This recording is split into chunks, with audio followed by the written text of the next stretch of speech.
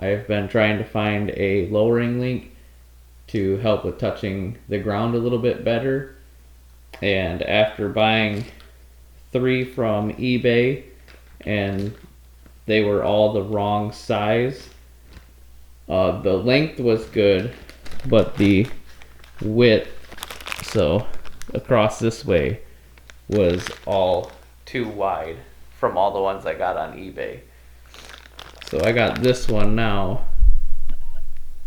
This seems to be the right width. I measured it with calipers, and it's only like 5 millimeters longer here. So I don't think it's gonna lower the bike very much, but I'm here to take some measurements. I'm going to install it, and we will figure out how much this really lowers the bike. So the ad is claiming 1.5 to 2 inches of lowering. So I don't think that's going to happen, but we're gonna figure out. My guess is it's only going to lower it like maybe 1/4 inch. I don't think it's gonna be anything dramatic. So I'm gonna take 3 measurements here. I'm gonna take one at the back, right here at the tip of the V on the plastics. It is right at 35 inches. I'm going to take a measurement right at the bottom of this curve on the plastics in the middle. Go 32 and a half. And then I'm going to take one measurement. We'll go here at this bolt. And that's going to be 35.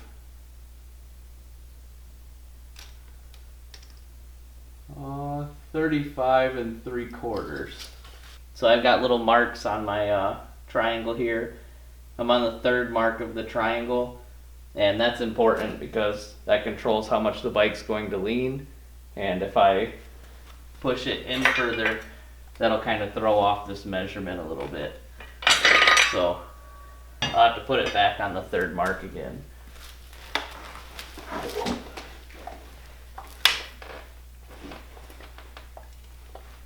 And with my sandals on, I cannot touch both toes at the same time.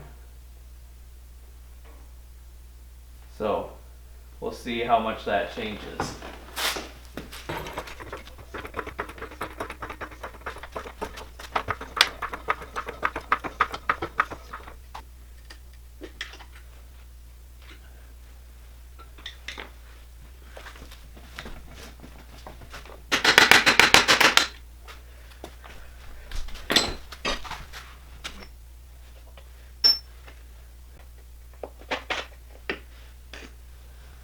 Okay, there's the stock link.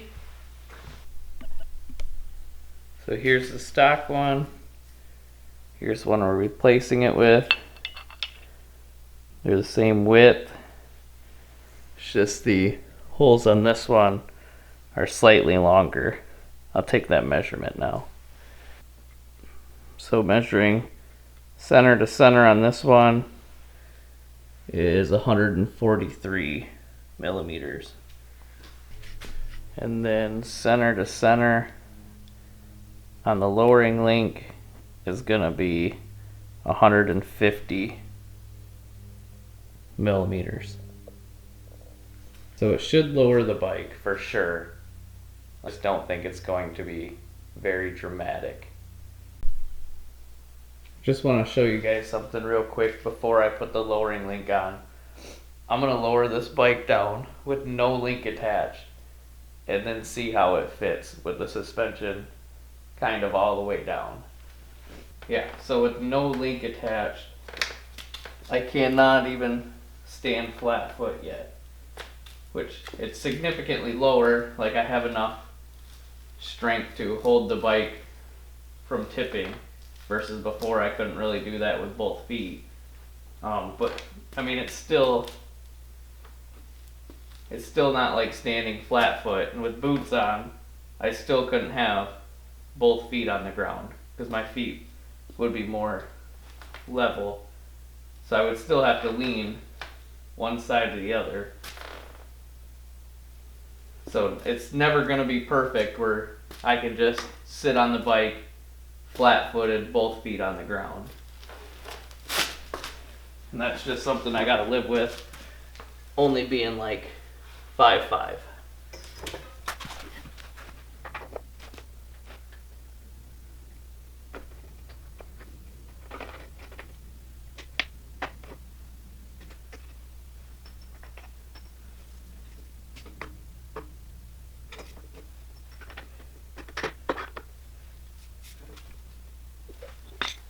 Alright, the new link is installed. Now I'm going to take the measurements at those same 3 points. We're at 33 3/4, 31 3/4, 35,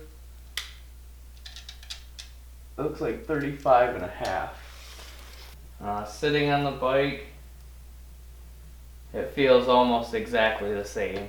Like I would say, I mean I could touch with my tippy toes, it might be maybe ½ inch lower. ½ inch would be my guess. It's not much at all. That red link does look good in there with this bike. I mean, at least this one worked, and the other 3 I ordered off of eBay were not the right size and wouldn't even mount up. I guess the only real way to know if I like it or not is to go out and ride the bike.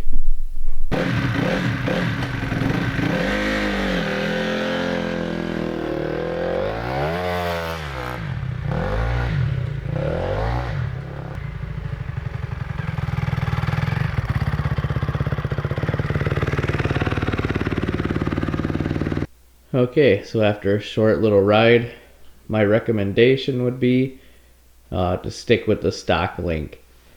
You really only gain about ½ inch lower. When I'm out riding, it really doesn't seem like it's any different. The only thing I'm losing is a slight amount of suspension travel. If it wasn't for my stock link being bent and needing to replace it in the first place, I wouldn't go out of the way to buy a lowering link.